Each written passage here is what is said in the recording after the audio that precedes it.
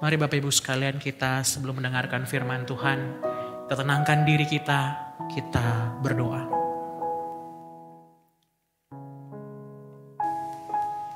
Sungguh benar ya Tuhan, seperti pujian yang kami naikkan, inilah kerinduan setiap kami. Bahwa kami rindu untuk mengerti apa yang menjadi rancangan-Mu. Kami rindu untuk memahami apa yang menjadi kehendak-Mu Tuhan. Karena kami sadar ya Tuhan, di dalam perjalanan kehidupan kami membutuhkan Engkau. Engkaulah pemimpin kami, penuntun langkah kehidupan kami. Agar kami boleh diarahkan untuk menapaki hari demi hari kami di tengah dunia ini. Dengan satu keyakinan, dengan satu kesungguhan. Untuk boleh senantiasa hidup memuliakan Tuhan. Terima kasih ya Tuhan saat ini ya Tuhan. Untuk memahami akan rancangan-Mu. Kami mau Engkau menyatakan kehendak-Mu berbicara bagi setiap kami melalui kebenaran firman-Mu. Tuhan urapi akan telinga kami, hati kami, pikiran kami. Biarlah semua ini boleh dikuasai oleh Tuhan. Sehingga apa yang boleh kami dengarkan ya Tuhan, boleh dapat kami hidupi dan boleh dapat kami lakukan dalam kehidupan kami. Terima kasih ya Tuhan, tolonglah hamba-Mu Tuhan yang penuh dengan keterbatasan ini. Biarlah sungguh Engkau yang boleh menyertai hamba-Mu ini. Sehingga boleh dapat menyampaikan isi hati-Mu sesuai dan seturut dengan apa yang menjadi kehendak-Mu. Terima kasih ya Tuhan, berfirmanlah bagi setiap kami karena kami sudah siap untuk mendengarkannya. Dalam nama Tuhan Yesus kami berdoa. Amin. Shalom Bapak Ibu Jemaat yang dikasihi oleh Tuhan. Kita bersyukur kepada Tuhan kalau pada kesempatan kali ini Tuhan masih boleh menyertai setiap kita. Dan kita boleh dapat berjumpa, berkumpul bersama, menikmati kebersamaan yang begitu indah dalam rumah Tuhan. Dan terlebih kita boleh dapat kesempatan untuk kembali mendengarkan firman Tuhan. Bapak Ibu, perenungan firman Tuhan pada minggu kali ini, kita akan bersama-sama merenungkan sebuah tema, yakni biaya menjadi murid Kristus. Ya, Bapak Ibu, saya pakai biaya karena kadang-kadang orang sempat kayak bingung, Tuhan ada biaya gitu kan ya. Biaya kayaknya konotasinya itu agak sedikit negatif. Nanti seperti apa nanti kita lihat ya Bapak Ibu ya. Ada biaya untuk menjadi murid Kristus. Untuk mendasari perenungan kita pada hari ini, mari saya mengajak setiap kita untuk membuka bagian firman Tuhan. Yang saya ambil dari Lukas pasalnya yang ke-14. Ayatnya yang ke-25 hingga ayatnya yang ke-33. Lukas pasalnya yang ke-14 ayat 25 hingga ayat yang ke-33 saya akan membacakan bagi Bapak Ibu sekalian. Saya mengajak Bapak Ibu untuk boleh memperhatikannya dan izinkan saya membacanya ini dengan menggunakan Alkitab terjemahan LAI yang kedua. Mari Bapak Ibu kita perhatikan bagian firman Tuhan ini. LAI memberi judul segala sesuatu harus dilepaskan untuk mengikut Yesus. Pada suatu kali banyak orang berduyun-duyun mengikut Yesus dalam perjalanannya. Ia berpaling dan berkata kepada mereka, "Jikalau seseorang datang kepadaku dan ia tidak membenci ayahnya, ibunya, istrinya, anak-anaknya, saudara-saudaranya laki-laki atau perempuan, bahkan nyawanya sendiri, ia tidak dapat menjadi muridku. Siapa saja yang tidak memikul salibnya dan mengikut aku, ia tidak dapat menjadi muridku. Sebab siapakah di antara kamu yang kalau mau mendirikan sebuah menara, tidak duduk dulu membuat anggaran biayanya? Apakah uangnya cukup untuk menyelesaikan pekerjaan itu? Jangan sampai setelah ia meletakkan dasarnya, namun tidak mampu menyelesaikannya, semua orang yang melihatnya mengejek dia. Dan berkata, orang itu mulai mendirikan tetapi tidak mampu menyelesaikannya. Atau raja manakah yang kalau mau pergi berperang melawan raja lain tidak duduk dahulu untuk mempertimbangkan apakah dengan 10.000 orang ia sanggup menghadapi lawan yang mendatanginya dengan 20.000 orang. Jikalau tidak, ia akan mengirim utusan selama musuh itu masih jauh untuk menanyakan syarat-syarat pendamaian. Demikian pula setiap orang di antara kamu yang tidak melepaskan dirinya dari segala miliknya tidak dapat menjadi muridku. Demikian pembacaan firman Tuhan bagi setiap kita. Bapak Ibu Saudara yang dikasihi oleh Tuhan, ketika mempersiapkan khotbah saya pada hari ini, secara tidak sengaja suatu sore saya teringat dengan salah satu pujian sekolah minggu ya. Sekolah minggu yang cukup sering dinyanyikan di sekolah minggu kita ya. Kalau Bapak Ibu pengen dengar lagunya nanti sering-sering mainlah ke sekolah minggu ya Bapak Ibu ya. Ya ini pujian yang sangat sering dinyanyikan, pujiannya seperti ini Bapak Ibu ya. Maafkan kalau suara saya jelek ya Bapak Ibu ya. Lagunya seperti ini. Aku mau ikut, aku mau ikut, ku mau ikut Tuhanku. Bukan ikut, bukan ikut, bukan ikut-ikutan. Bukan karena papa, bukan karena mama, bukan pula karena adik dan kakak. Bukan karena terpaksa, bukan karena hadiah, tapi karena cinta Tuhan. Yang senyum-senyum kayaknya senang kayaknya lagunya ya. Tadi setelah kau satu tadi ada yang bilang, saya kurang familiar loh dengan lagunya loh. Ya, tapi ini lagu jujur Bapak Ibu ketika mendengarkan lagu ini, tadi katakan lagu ini, mungkin bagi setiap kita yang mendengarkannya, mendengar akan lagu ini, kata-kata ini mungkin sederhana Bapak Ibu. Namun saat sore itu jujur ketika teringat akan lagu ini dan ketika saya mulai ya menggumam gitu ya, bernyanyi ya, bikin humming segala macam dengan lagu ini, jujur terbersit dalam pikiran saya Bapak Ibu pertanyaan yang mengajak saya kembali untuk merenungkan perjalanan saya sebagai seorang murid di hadapan Tuhan. Benarkah saya sudah sungguh-sungguh mengikut Tuhan karena saya benar-benar sungguh mencintainya? Bukan karena ikut-ikutan, bukan karena memang saya terlahir dari keluarga Kristen, jadi sejak kecil saya Kristen, ya ikut Tuhan, bukan karena terpaksa agar tidak dicoret dari kartu keluarga Bapak Ibu ya. Bukan Bapak Ibu ya. Jadi saya bertanya, apakah sungguh-sungguh, apakah saya sudah benar-benar mengikut Tuhan dan dengan sungguh-sungguh mencintainya.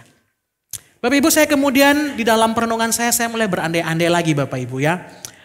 Tapi bagaimana jika ke depannya nanti akan ada banyak tantangan yang seharusnya saya hadapi. Bagaimana jika ke depan apa yang diharapkan dari mengikut Kristus yang ada dalam bayangan saya ini tidak indah sesuai dengan kenyataannya. Bisa jadi ada penyakit berat yang harus saya alami. Bisa jadi saya harus mengalami kehilangan keluarga. Bisa jadi saya mengalami penolakan dan lain sebagainya. Di tengah kondisi yang demikian, akankah saya siap menghadapi kondisi tersebut dan adakah saya akan tetap setia menjadi muridnya? Adakah saya dengan sungguh mau mengikutinya? Atau jangan-jangan sebaliknya Bapak Ibu. Jujur sekali lagi saya tertegun dengan sepenggal lirik dari lagu sekolah minggu tadi. Sebab Bapak Ibu kenyataannya bahwa perjalanan mengikut Kristus itu tidak berbicara tentang sesuatu yang indah Bapak Ibu. Akan ada banyak juga hal-hal yang tidak mengenakan. Ada hal-hal yang di luar ekspektasi kita akan datang menimpa kita. Dan sehubungan dengan itu Bapak Ibu kita boleh melihat bukankah banyak didapati oleh kita orang-orang yang awalnya itu mengikut Kristus. Namun ketika ada hambatan, ketika ada badai kehidupan dengan mudah saja meninggalkan imannya. Hanya karena sudah berusia seakan-akan waduh kalau tidak memiliki pasangan itu sesuatu hal yang sangat tidak baik. Ya, sampai-sampai pada akhirnya tuh wah tiba-tiba ada aja yang baru melirik gitu kan. Gak seiman. Terima begitu saja. Seakan-akan iman kita, kesetiaan kita, kemuridan kita di hadapan Tuhan itu sebagai sesuatu hal yang terlampau murah. Ya karena permasalahan ekonomi, ketika ada yang menawarkan, ya Bapak Ibu ini sering terjadi di daerah-daerah di kantong-kantong Kristen Bapak Ibu. Ya hanya karena himpitan ekonomi, kita mudah saja menjual iman bagi sesuap nasi. Itulah kenyataannya Bapak Ibu.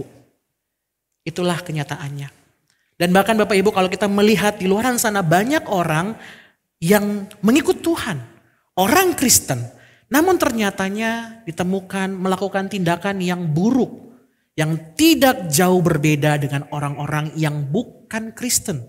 Bahkan bisa lebih lagi daripada itu. Sungguh satu hal yang sangat disayangkan Bapak Ibu. Pengikutan mereka kepada Tuhan tidaklah serius.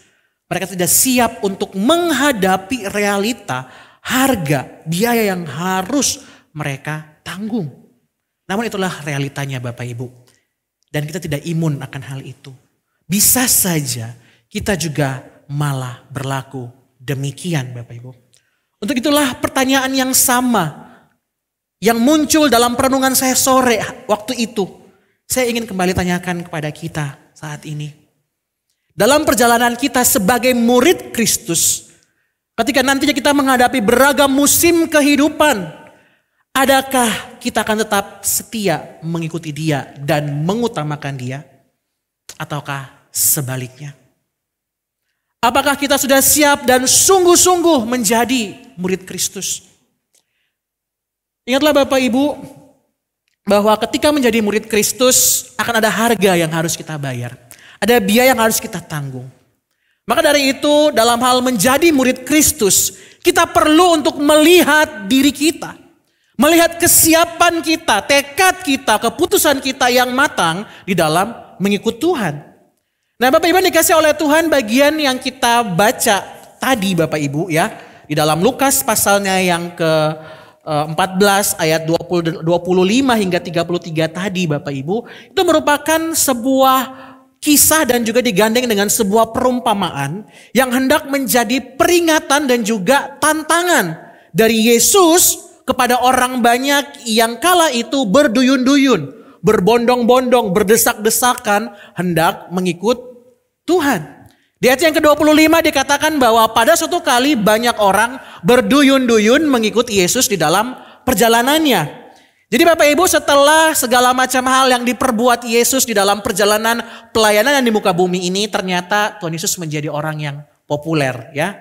Mereka melihat wah ya banyak hal yang diperbuat Yesus. Alkitab mencatat bahwa banyak orang menjadi terkesima dan kemudian senantiasa mengikuti Dia. Mencari Dia kemanapun Yesus pergi, banyak yang ikut tuh kan Bapak Ibu ya. Termasuk dalam bagian yang kita baca tadi Bapak Ibu. Dan menariknya di tengah popularitas yang dialami oleh Yesus ya. Ketika banyak orang berbondong-bondong mengikuti Dia Bapak Ibu, tidak dikatakan di sini bahwa Yesus menjadi bangga. Ya, tidak dicatat bahwa Yesus menjadi senang.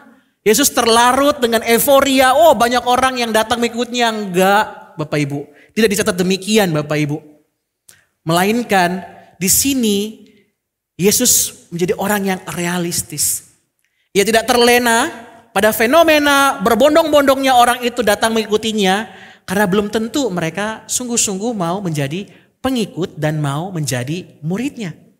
Kalau kita ingat Bapak Ibu di dalam kisah-kisah sebelumnya. Ketika Tuhan memberi makan 5.000 orang ya Bapak Ibu ya. Ya mungkin dicatatkan 5.000 orang itu belum terambah anak-anak sama yang lainnya Bapak Ibu itu bisa kira kisaran mungkin sekitar 12 ribuan orang Bapak Ibu ya. Kalau kita melihat dalam bagian itu Bapak Ibu kelihatannya tuh begitu banyak orang kelihatannya tuh sangat simpati dengan Yesus. Mau bersedia mengikut Yesus dalam kisah tersebut ya Bapak Ibu. Tapi ketika Tuhan mengatakan sebuah perkataan bahwa akulah roti hidup. Sebuah pernyataan yang begitu keras. Lantas apa yang terjadi Bapak Ibu? Mereka perlahan-lahan satu persatu meninggalkan Bapak Ibu ya. Meninggalkan. Oleh karenanya Bapak Ibu di kesempatan ini ketika bagi kita melihat bahwa wah, Yesus populer. Tapi Yesus saat itu dia mengambil kesempatan ini untuk menegaskan kepada orang banyak tersebut untuk apa? Motivasi dan komitmen mereka yang seharusnya di dalam menjadi muridnya. Bahwa mereka sesungguhnya harus siap mengikuti dengan sungguh-sungguh dan siap untuk membayar harga. Yesus akan berkata gini, oh kamu mau ikut aku, kamu mau menjadi murid-muridku, nanti dulu ya. Biarkan saya memberitahu kira-kira berapa harganya. Biarkan saya memberitahu ya harganya jika hendak engkau mau menjadi muridku. Sehingga Bapak Ibu dalam bagian yang kita baca ini. Di dalam ayat yang ke-26 27 ya, dikatakan bahwa Yesus kemudian berpaling dan berkata bahwa jikalau seorang datang kepadaku dan ia tidak membenci bapaknya, ibunya, istrinya, anak-anaknya, saudara laki-laki, perempuan, bahkan nyawanya sendiri, ia tidak dapat menjadi muridku. Barang siapa tidak memikul salibnya dan mengikut aku, ia tidak dapat menjadi muridku Bapak Ibu. Ditambah lagi di ayatnya ke-33. Setelah Yesus memberikan dua perumpamaan di ayat yang ke-28 hingga 32. Tuhan kembali lagi menekankan bahwa kalau kita tidak bersedia melepaskan semuanya, kita tidak menjadi muridnya. Sebuah pernyataan yang cukup tegas diberikan. Saya bilang bukan cukup ya, kayak memang tegas Bapak Ibu ya. Diberikan Tuhan kepada orang-orang yang mau mengikutinya, mau menjadi muridnya Bapak Ibu. Nah mungkin kita bilang, benci ya, kita harus membenci. Masa sih kita harus meninggalkan membenci keluarga kita Bapak Ibu ya. Memang Bapak Ibu kata membenci yang dipakai di dalam bagian ini jelas adalah kata membenci, sebagaimana benci itu kan. Namun bukan di dalam artian kita harus benar-benar membenci sampai tumbuh perasaan tidak suka atau ingin membunuh. Ada perasaan yang jahat dan ingin membunuh, ingin mencampakkan, ingin mengabaikan. Jadi benci di sini bukan sampai benar-benar mengeluarkan tindakan tersebut Bapak Ibu ya. Sebab tentu kalau demikian kita tentu akan menjadi satu hal yang bertentangan dengan apa yang Yesus ajarkan dalam hukum yang terutama, yaitu kasihlah sesamamu manusia. Bukankah keluarga kita adalah sesama kita juga Bapak Ibu? Atau mungkin perintah Tuhan dalam 10 perintah Allah, hormatilah ayahmu dan ibumu, orang tuamu. Lantas kalau memang Tuhan suruh membenci berarti bertentangan dong. Nah, tapi Bapak Ibu kita perlu melihat lebih mendalam Bapak Ibu. Kata membenci di sini dalam bahasa aslinya itu Bapak Ibu berarti kurang mengasihi. To love less Bapak Ibu. Ya, to love less. Di mana kita kurang mengasihi atau mengasihi orang lain atau sesuatu lebih sedikit bila diperhadapkan dengan sebuah pilihan. Atau juga berarti bahwa seseorang atau sesuatu ini tidak menerima prioritas, tetapi diturunkan ke urutan yang kedua dan ketiga. Jadi jelas bahwa berarti membenci di sini kita berbicara tentang level prioritas. Dan bukan berarti bahwa kita tidak peduli dan tidak mengasihi. Tetap mengasihi tetapi level prioritasnya itu berbeda. Ya. Nah maksudnya apa? Maksudnya apa Bapak Ibu? Sehingga apa yang Tuhan ingin nyatakan dengan pernyataan ini. Mau mengikut aku, jadi murid aku, kamu harus membenci keluarga itu. Maksudnya adalah bukan berarti bahwa kita harus menghina keluarga kita, membenci keluarga kita. Tetapi bahwa Tuhan menginginkan bahwa pengabdian kita harus lebih besar daripada apa yang kita miliki untuk keluarga kita, untuk pekerjaan kita, bahkan untuk nyawa kita sendiri. Ini berarti bahwa di dalam mengikut Kristus, menjadi seorang murid, bukan hanya seorang pengikut tapi menjadi seorang murid, perjalanan kemuridan kita, Tuhan harus menjadi prioritas yang paling utama di atas segalanya Bapak Ibu. Tidak ada hal yang lain boleh mengganti posisi Tuhan.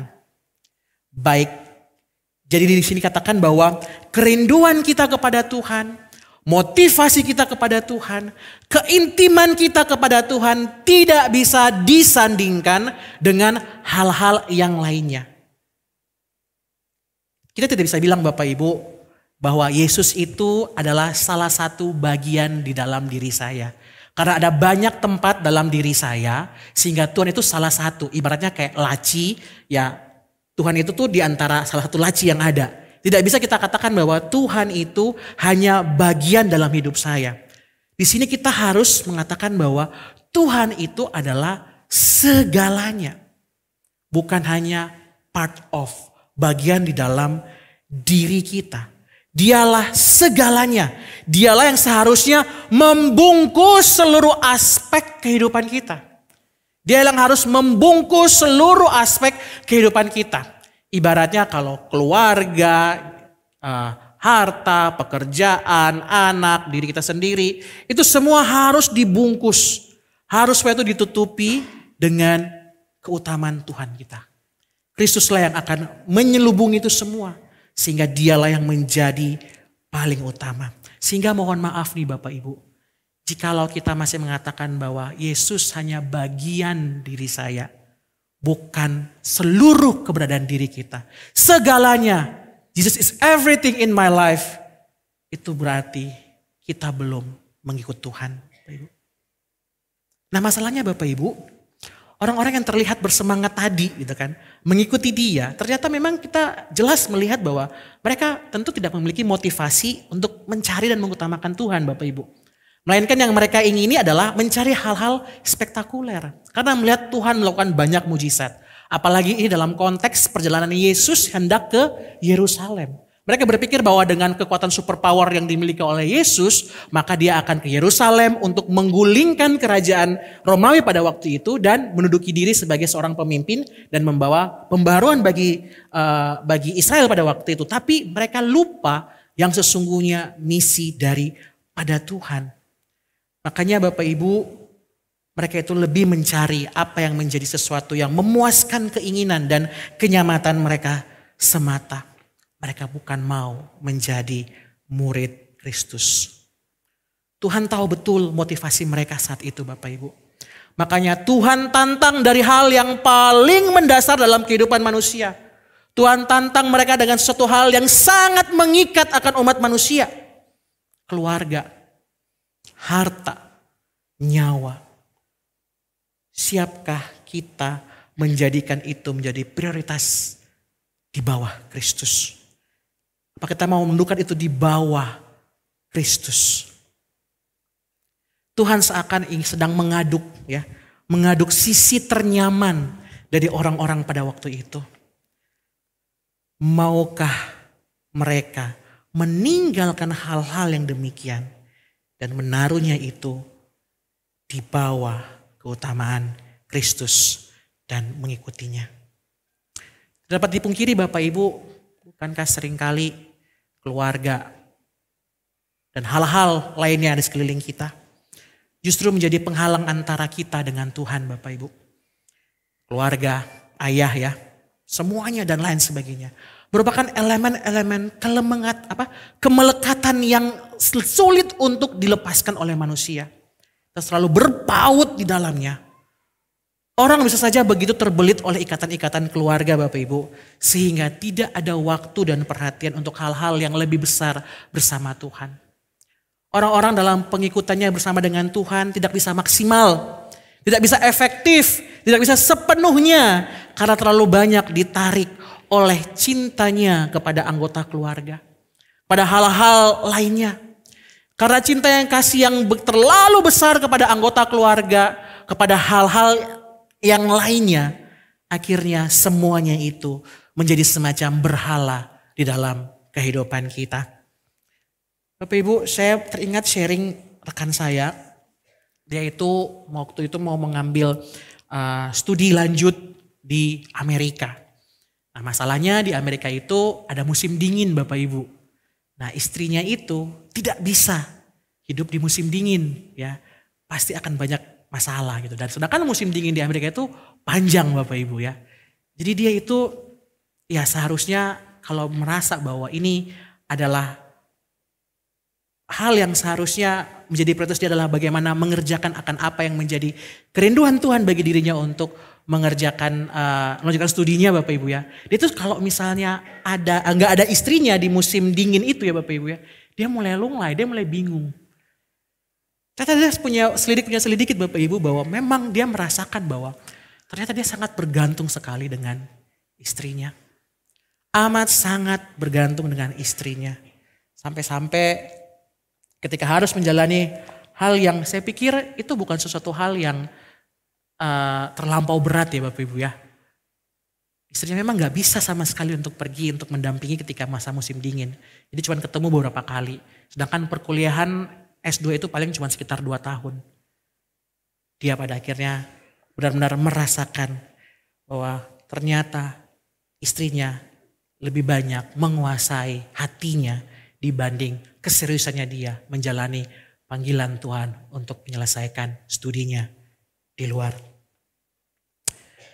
Bapak Ibu, Yesus dengan keras menolak sikap demikian dalam pengikutan kita menjadi murid Kristus. Yesus tidak membiarkan dirinya itu bersaing dengan apapun di dalam dunia ini.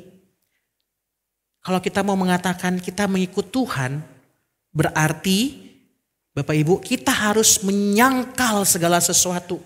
Termasuk orang-orang ataupun hal-hal yang paling kita cintai. Yang pada akhirnya menghalangi kita kepada Tuhan. Bapak Ibu, saya teringat dengan seorang bernama Dietrich Bonhoeffer. Kalau Bapak Ibu, saya pernah juga mengangkatnya dalam beberapa kali khotbah saya Bapak Ibu. Seorang yang bernama Dietrich Bonhoeffer. Seorang berkebangsaan Jerman, hidup di dalam masa pemerintahan Nazi pada waktu itu Bapak Ibu. Dia seorang pemuda yang pintar, pemuda yang hebat. Dia itu seorang dosen ya di Inggris dan juga di Amerika Bapak Ibu. Karirnya sangat melejit di usia mudanya Bapak Ibu. Dia pernah mengeluarkan sebuah pernyataan bahwa ketika Tuhan memanggil, maka kita harus datang dan mati. Sebuah pernyataan yang bukan cukup lagi Bapak Ibu ya. Amat sangat radikal Bapak Ibu ya. Dan ini bukan jadi sebuah pernyataan dalam diri Dietrich Bonhoeffer Bapak Ibu. Tapi dia nyatakan itu. Seperti saya katakan tadi bahwa ketika di usia muda dia seorang dosen dengan karir yang amat sangat gemilang. Namun dia merasa ada panggilan untuk kembali ke Jerman. Untuk berkhotbah atau menginjili orang-orang yang ada di sana.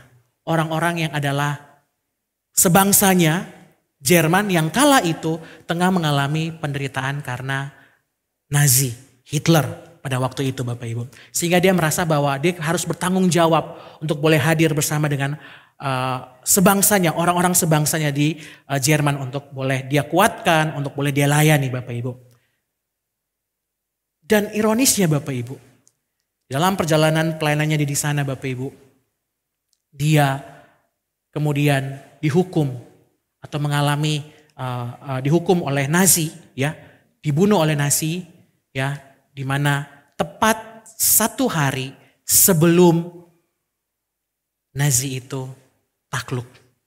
Sayang sekali Bapak Ibu ya, tinggal satu hari lagi dia takluk, ternyata Bonhoeffer dibunuh.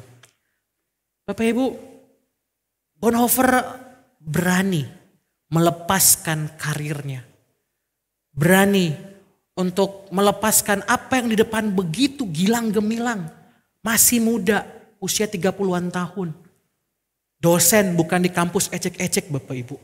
Kampus yang top.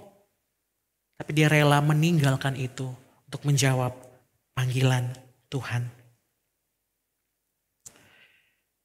Bapak Ibu dikasih oleh Tuhan, Yesus menginginkan kita. Untuk kita, jikalau ingin mengikut dia, menjadi muridnya, kita berarti harus siap menyangkal segala sesuatu, termasuk orang ataupun hal-hal yang paling kita cintai, jika hal itu menghalangi kita daripada Tuhan. Namun Bapak Ibu, kita juga harus menyadari bahwa melepaskan keterikatan kita tidak identik dengan pada akhirnya kita melepaskan tanggung jawab Bapak Ibu ya. Karena ya Bapak Ibu, di surga kan kita bilang harus melepaskan, tidak menjadikan itu sebagai prioritas Bapak Ibu ya. Tapi bukan berarti bahwa kita melepaskan tanggung jawab kita. Kita dapat bersikap untuk tidak terikat pada materi, kepada keluarga. Tapi bukan berarti kita membuang semua materi kita. Bukan Bapak Ibu. Bukan berarti bahwa pada akhirnya kita menelantarkan keluarga kita. Kita berhenti bekerja. Tidak Bapak Ibu ya. Tidak demikian Bapak Ibu. Ketidakmelekatan ketidak kita menaruh semuanya itu kepada sesuatu yang tadi yang tidak diinginkan oleh Tuhan itu, ya, kita dapat lakukannya itu diwujudkannya itu dengan cara apa? Atur sikap kita. Di mana kita harus ikhlas, tidak tergantung dan tidak terobsesi terhadap hal-hal duniawi. Hal ini merupakan hal dasar, modal dasar bagi kita untuk menghindarkan diri kita dari kondisi yang diperbudak oleh egoismenya kita. Walaupun dibungkus dalam kemasan seolah-olah kita mementingkan keluarga. Tapi padahal sesungguhnya hati kita terlalu terobsesi dengan keluarga kita. Atau kita juga berpikir bahwa kita harus mendahulukan pelayanan gereja dong ya. Harus mati-matian pelayanan gereja dibandingkan dengan melayani keluarga kita. Kan Tuhan harusnya yang terutama, ya, keluarga kedua. Jadi diabaikan tidak apa-apa. Jelas Bapak Ibu, ini konsep yang keliru. Tidak seharusnya Bapak Ibu ya ada kompetisi antara pelayanan kita di gereja dan juga kita melayani keluarga kita. Seringkali Bapak Ibu kita selalu berpikir bahwa pengikutan akan Tuhan, ya, sesuatu yang berbicara tentang Tuhan, kasih kepada Tuhan itu selalu identik dengan apa Bapak Ibu? Identik dengan hal-hal pelayanan gerejawi, hal-hal yang berbau gerejawi. Yang ada kaitannya dengan gerejawi itu berarti Tuhan, untuk Tuhan gitu kan ya. Tuhan semuanya. Dan yang di luar gereja semuanya itu adalah sekuler. Termasuk keluarga. Karena kan keluarga tidak hidup di gereja kan. Ya kan, tidak hidup di gereja kan. Jadi kalau yang bukan dalam gereja itu bukan Tuhan. Itu sekuler. Nah ini konsep yang kurang tepat Bapak Ibu ya. Baik pelayanan gerejawi kita, melayani keluarga kita, hidup dalam bermasyarakat juga, semuanya merupakan aspek dalam kita mengikut Tuhan. Dan kita harus bertanggung jawab atas semuanya. Namun ingat bahwa yang mendasarinya tetap Tuhan. Tuhanlah yang menjadi aspek di atas itu semua. Dia yang harus menjadi dasar dan terutama di atas pelayanan kita di gereja, di keluarga, dan di masyarakat. Sehingga dengan demikian Bapak Ibu, kalau kita taruhnya itu berfokusnya itu kepada Tuhan untuk melihat kepada keluarga, kepada gereja, kepada masyarakat, tentu ketika ada bentrokan di antara hal-hal tersebut, kita akan bisa melihat dengan lebih jernih Bapak Ibu. Kita akan melihat dengan lebih bijak dalam memutuskan. Kalau kita lebih lebih condongnya ke keluarga, maka kacamata sayang keluarga inilah yang akan kita pakai. Kalau kita pakai kacamatanya Tuhan, maka kita akan lebih jernih untuk melihat bagaimana saya menyikapi ketika saya harus melayani dan juga saya harus menghidupi keluarga. Sehingga ada keseimbangan di situ Bapak Ibu.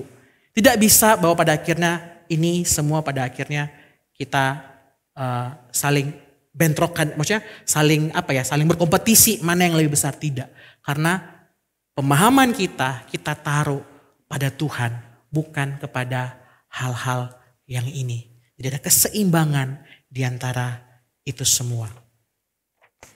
Lagian Bapak Ibu, bagian yang kita baca, bagian yang kita bahas pada hari ini, itu tidak sedang berbicara tentang bagaimana pengikutan kita dengan pelayanan gerejawi, bukan ya. Tuhan di sini tidak memakai perbandingan pelayanan gereja dengan melayani keluarga, bukan. Justru di sini Tuhan lagi membandingkan keluarga sebagai sesuatu yang menjadi kecenderungan kita untuk kita miliki, yang untuk kita fokusin dibandingkan dengan pribadi Allah itu sendiri. Jadi tengah Tuhan sedang membandingkan antara keluarga dan Tuhan. Ketertarikan antara keluargakah, hartakah, nyawa kitakah, atau kepada Tuhan. Ini yang sangat Tuhan mau sedang bandingkan. Di mana fokusnya di sini kembali lagi Tuhan mau agar dialah yang harus menjadi prioritas.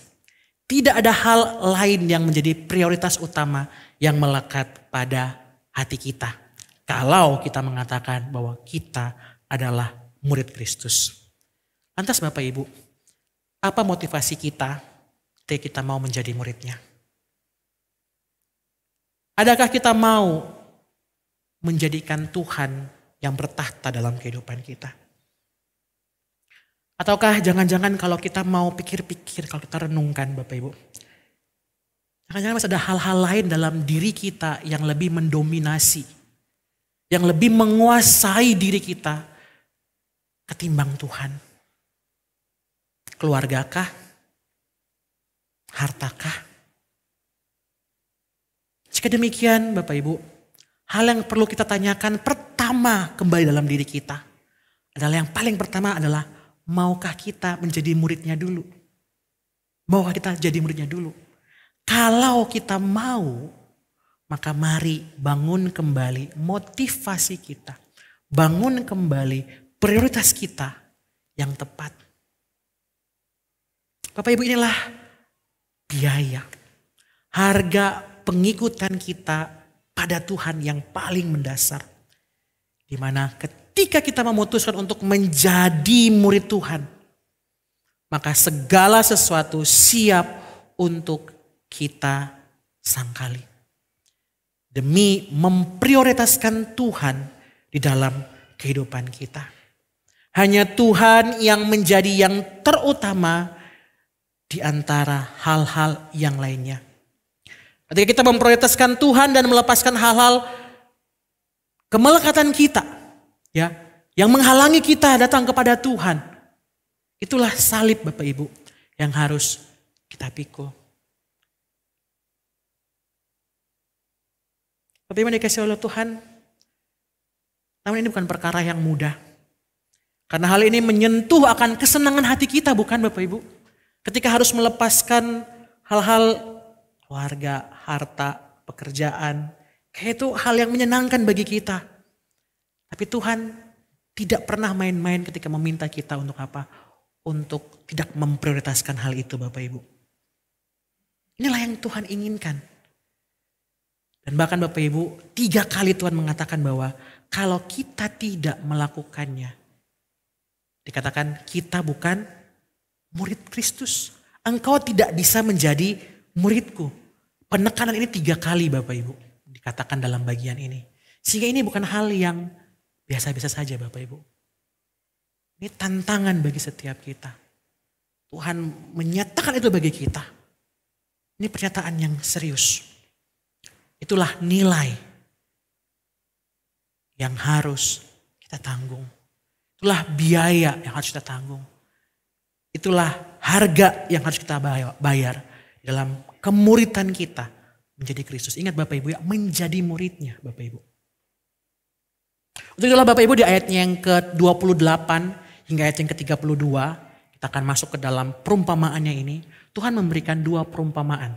Ya Bapak Ibu ya, perumpamaan perihal pengikutan kita kepada Dia. Di mana Bapak Ibu perumpamaan ini jelas, sangat terlihat jelas pesannya. Tuhan mengangkat orang yang akan membangun menara di dalam perkebunannya. Dan juga Tuhan memakai perumpamaan tentang orang yang akan pergi berperang. Raja yang akan pergi berperang. Jelas sekali Bapak Ibu. Di mana Tuhan mengatakan bahwa kalau mau membangun menara, mau pergi berperang, Tuhan bilang kita harus apa? Duduk dulu, hitung dulu, kalkulasi dulu. Baru pada akhirnya kita bertindak ya Bapak Ibu ya. Tuhan di sini mau meminta ya.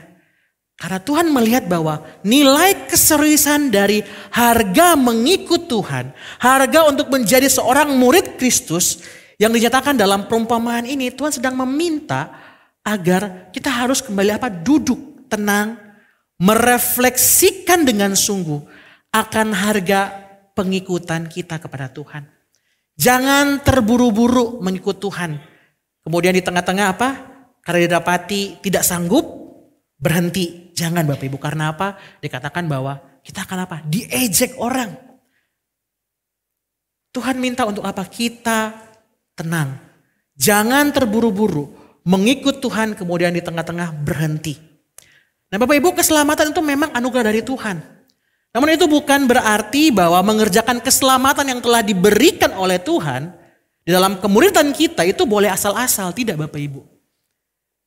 Nah keputusan untuk mengikutnya itu mau bertumbuh harus didasarkan pada keutamaan Kristus itu sendiri pada keinginan diri kita. Dan bukan pada keinginan diri kita sendiri Bapak Ibu. Nah, Bapak Ibu dikasih oleh Tuhan, mungkin kita berkata bahwa kok Tuhan seakan-akan kayak mau menolak ya. Kok kita mau ikut Tuhan kok seakan-akan Tuhan kayak tahan gitu. Tidak Bapak Ibu. Justru Tuhan tengah memurnikan. Tuhan ingin memurnikan ketika kita mau melangkah menjadi muridnya. Beda Bapak Ibu ya dengan mengikut dia. Kita menjadi muridnya. Ketika kita mengikut, mungkin kita percaya dengan iman bahwa kita akan diselamatkan. Kita percaya Tuhan Yesus sebagai Tuhan dan Juru Selamat. Tapi kita perlu apa? Menjadi muridnya. Diproses sedemikian rupa untuk menjadi apa? Serupa dengan Kristus. Sehingga dalam proses kita dibawa untuk semakin serupa dengan Kristus, ini ada hal-hal yang perlu kita pertimbangkan. Ada hal yang mana siapkah kita untuk melepaskan keinginan kita. Jadi Tuhan dia nggak mau bilang mau melarang kita, enggak Bapak Ibu. Justru Tuhan mau memurnikan kita. Kita kan tanya, kan saya sudah rajin ke gereja ya, saya ini murid atau enggak ya? Nah itu pertanyaan bagi Bapak Ibu sekalian. Kalau memang kita adalah murid Kristus, maukah kita membayar harga? Maukah kita memprioritaskan Tuhan sebagai hal yang paling utama dalam kehidupan kita? Ataukah jangan-jangan kita mau ikut Tuhan, jadi murid Kristus, tapi kita selalu membuat Tuhan versinya kita. Kita mau Tuhan sesuai dengan apa yang menjadi keinginan kita, bukan apa yang menjadi keinginan Tuhan. Bapak Ibu, bagaimana dengan kita? Adakah pemuridan yang kita alami saat ini adalah hasil bagaimana kita sungguh-sungguh telah duduk, merefleksikan, menyadari akan konsekuensi logis yang akan kita dapati atau kita hadapi. Sudahkah kita siap melepaskan kecenderungan kemelekatan kita terhadap dunia ini? Sudah siapkah kita melepaskannya, dunia yang indah dan menarik ini? Sudahkah Yesus menjadi yang terutama di antara semuanya? Ataukah jangan-jangan jadi murid Tuhan ini terjadi hanyalah karena sebuah fenomena saja. Jangan sampai kita adalah menjadi seorang murid-murid yang semu. Murid-murid yang karena karena gereja lagi bukan pemuritan, sebut aja jadi murid Kristus. Tidak Bapak Ibu. Bapak Ibu ini dikasih oleh Tuhan. Tuhan meminta kita untuk apa? Duduk, refleksikan, sadari, pikirkan kembali, hitung kembali. Namun menariknya Bapak Ibu, kita melihat kalau pada akhirnya kita tidak mendapati mungkin belum cukup biayanya istilahnya.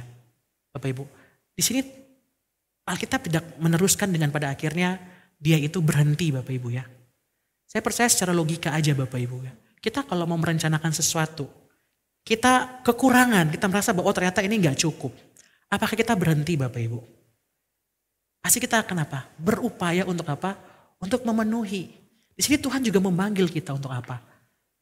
Ayo terus berupaya. Mari terus kita dorong diri kita semakin dikuatkan. Dan bahkan kalau dalam perumpamaan yang kedua, ketika dikatakan bahwa kalau kita mendapati, kalau ternyata pasukan saya kurang untuk melawan musuh, gitu kan ya.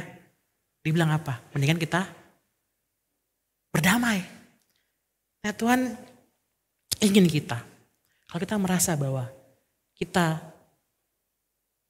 masih belum cukup, mari biarkanlah diri kita berdamai di hadapan Tuhan.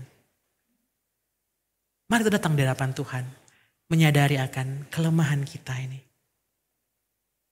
Mari Bapak Ibu, kita refleksikan kembali perjalanan kehidupan kita saat ini. Ya kita mau berkata bahwa saya mau menjadi murid Kristus. Ingat, ada hal yang perlu kita lepaskan. Ada hal yang menjadi prioritas kita, yakni Tuhan. Siapkah kita untuk menjalaninya? Kiranya Tuhan boleh menolong setiap kita. Kita berdoa.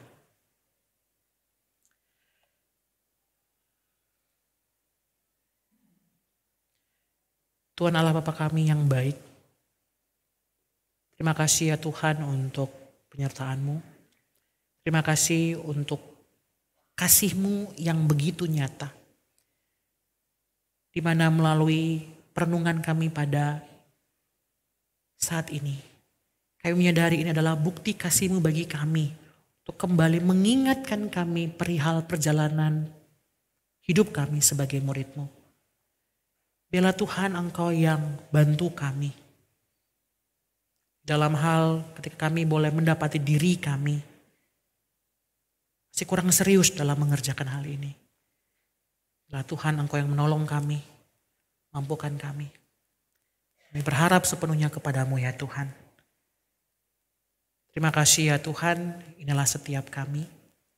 Dalam nama Tuhan Yesus kami berdoa. Amin.